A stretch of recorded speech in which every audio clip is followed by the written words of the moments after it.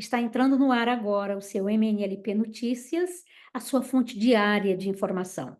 Você pode consultar todos os jornais que eu uso para fazer este programa no descritivo deste vídeo, tanto no Spotify quanto no YouTube. São notícias que eu trago para você que podem, muitas vezes, aquela informação ser precisa para uma tomada de decisão. Então, se você gosta desse tipo de programa, se você acha interessante, partilha, comenta, divulga. Eu sou Rijarda Aristóteles, presidente do Clube Mulheres de Negócio em Língua Portuguesa, e nós vamos estar juntinhas nos próximos 10 minutinhos aí, onde eu posso trazer para você o reassunto ou o resumo das principais notícias internacionais. Da Europa, eu trago o corte das taxas de juros, tanto do BCE quanto do Fed. O que é que isso significa em termos de economia? Do Reino Unido, eu trago uma notícia que tem circulado de uma maneira bastante assertiva, que diz sobre os europeus para entrar no Reino Unido vão ter que ter agora a autorização eletrônica de viagem. E na Europa, mais precisamente de Bruxelas, nós trazemos um não aos carros elétricos chineses, ao menos por enquanto. E vamos daí direto para a América Latina, onde a notícia que tem de maior relevância diz que o crescimento do Brasil destoa em meio à desaceleração da América Latina. Voltamos para os Estados Unidos e de lá eu faço a seguinte pergunta: quais são os limites para o uso da inteligência artificial? E como encerramento, eu trago para você o que aconteceu numa das noites mais interessantes de Portugal, de reconhecimento de empresárias e empreendedores. Então, vamos lá agora às nossas notícias. Então, como dizia, da Europa, o BCE e o Fed cortam as taxas de juros e aquecem mercados como, por exemplo, o imobiliário. A taxa de inflação anual na zona do euro, em agosto, baixou de 2,6% para 2,2%, de acordo com a estimativa da Eurostat. Nos Estados Unidos, o Federal Reserve, o Fed, deve promover o primeiro corte nos juros desde a Covid, já agora na próxima quinta-feira, dia 18, não é na quinta, é na quarta-feira, dia 18 de setembro, vamos ter esse primeiro corte após a pandemia de Covid-19. Isso está gerando já uma expectativa muito grande do ponto de vista global. Os especialistas de vários jornais, né, que eu consultei, antecipam um benefício para vários setores da economia, inclusive o imobiliário, o que não é muito correto aqui em Portugal, porque há uma verdadeira escassez, pelo menos nos grandes centros, uma grande escassez de construção, não tem mais para onde correr, não tem mais o que fazer. Mas isso, com certeza, em vários outros setores, em várias outras cidades, estou falando de Lisboa, dos grandes centros, mas em outras cidades significa um grande aquecimento ainda no setor imobiliário, por exemplo. E só para você ter uma ideia como isso é importante, no Brasil, ontem, por conta dessas expectativas geradas, o dólar já desceu 0,5% lá no Brasil, né? E eu acredito que em outras economias também. Então, vamos esperar aí um pouquinho, principalmente na próxima quarta-feira, dia 18, o que é que vai acontecer lá com o Fed nos Estados Unidos. E dos Estados Unidos, eu quero levar você direto para os jornais do Reino Unido, e a notícia que mais assim se ressai é sobre o registro com antecedência de dados pessoais e biométricos por via digital que os europeus terão que entregar para entrar no Reino Unido como turista a partir já de abril do próximo ano.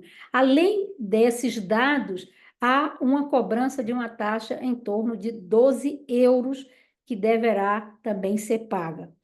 Os visitantes de países não europeus, como os Estados Unidos e o Brasil, podem realizar os seus pedidos já a partir do dia 27 de novembro agora e terão já uma autorização eletrônica de viagem a partir do dia 8 de janeiro. Tudo isso passará a ser obrigatório para os cidadãos dos países do espaço europeu, conforme informou o governo britânico.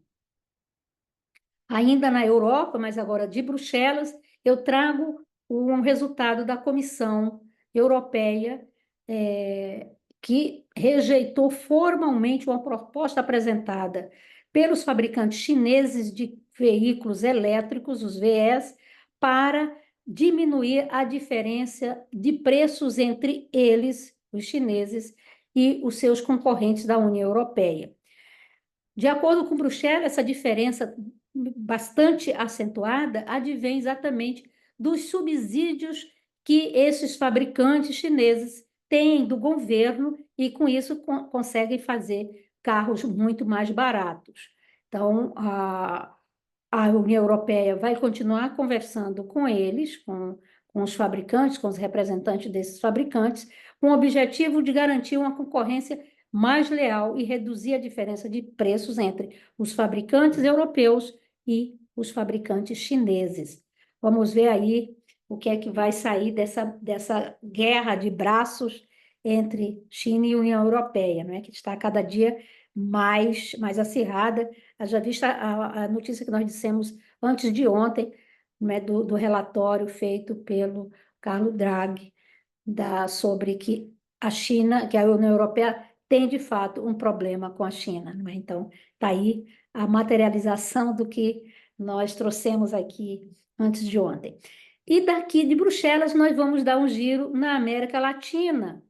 E de lá, uma agência de classificação de risco chamada Fitch Ratings espera que a desaceleração no crescimento da economia da América Latina para que foi em 2024 de 1,7%, não é? Com o Brasil suportando em larga escala este percentual de crescimento.